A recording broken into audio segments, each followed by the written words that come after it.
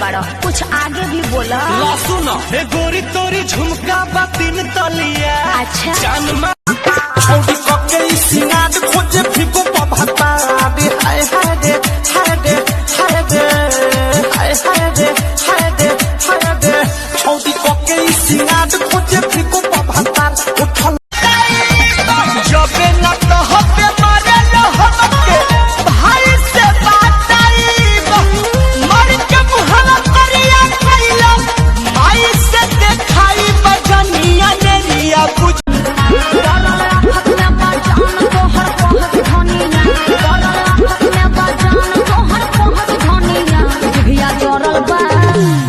चौरल बाजी ले सब बोले लू हवा से मधम सरी टपकेला धरतिया कवारी में मन हमरो लपकेला हम बाबा तो सन कल बाणे पीपर के भूतब जागल रे तोरा बहिन के सोट मारो जीजा जी तोरा बहिन के सोटा मारो भैया सोने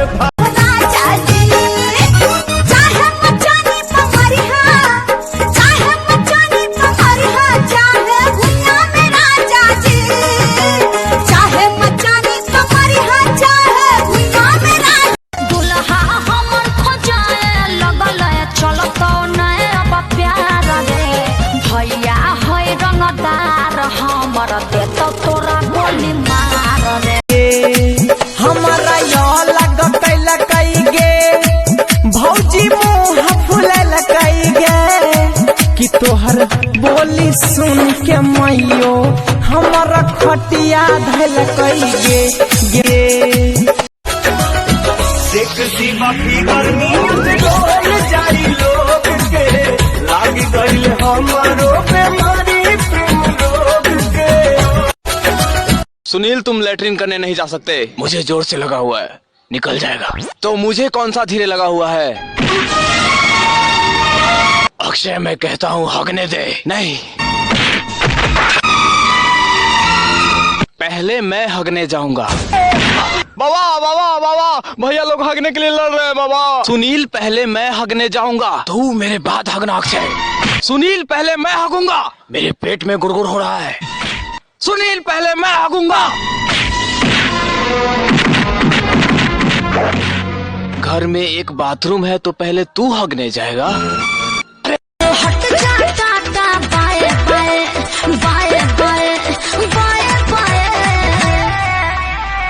कवना साबुनिया से हइलू होए पोरी मेरा सौसे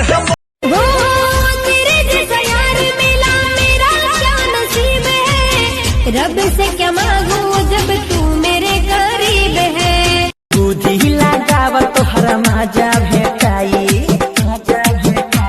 अनहार पक छुला अनहार पक छुला अनार दुनू भेटाई अनहार पक छुला नशवा में पियावा मोरा मातल रे और मातल रे दरुआ पी के पागल बाबू हो तोरा पसंद से हम ब्याह न करबे। काहे रे? तू ब्याह कैला तो हमरा पसंद से कैला। कह तू तले धानी अरे ओढ़नी हो जाई ती तही ओढ़नी तो तू सामान